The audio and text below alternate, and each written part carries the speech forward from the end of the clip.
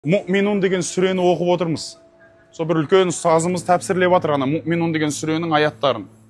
Сонда Мүъминун деген сүреде Алла тағала адамның жаратылысын суреттейді. وَلَقَدْ خَلَقْنَا الْإِنسَانَ مِنْ سُلَالَةٍ مِنْ طِينٍ дейді. Біз адамды бір жабысқақ балшықтан жараттық. Адам атаны айтып отыр ғой. Одан кейін барып кейінгі адамдардың барлығын ананың жатырында бір тамшыдан бастап жараттық дейді. Ол тамшыны біз кішкентай ғана тамшы қанға айналдырдық. Ол қанды біз мынандай жұдырықтай үйіған етке айналдырдық. Ол етті кейін сүйекке айналдырып, сүйекті етпен қаптап, оған басқаша бір бейне бердік дейді. Баланы айтып отыр. وَتَبَارَكَ ахсанул халиқин. Алла тағала не деген керемет жаратушы деп Алланы суреттеп келеді.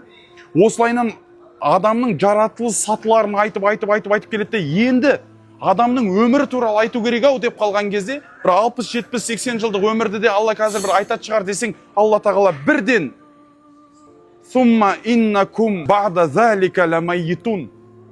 Содан кейін сендер міндетті түрде өлесіңдер дейді. «Сумма иннакум яумал қиямати тубғасун» дейді. Содан кейін сендер қиямет күні және қайтадан тірілесіңдер.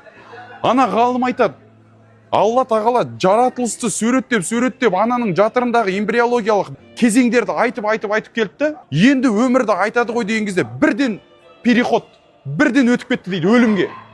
Анау 60-70 жылдықты өмірді айтпай-ақ қоя салды дейді. Саналы түрде тастап кетті Алла тағала дейді. Неге? Бұл да нені білдіреді дейді? Алланың алдында бұл 60-70 жылдық өмір бір сәт дейді.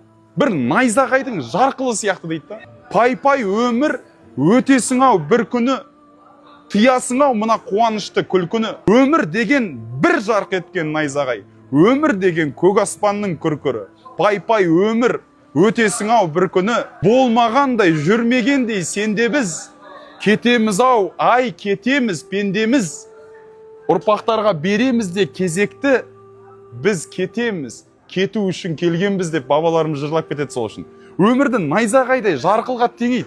Кішкене ғана уақыт дейді бұны.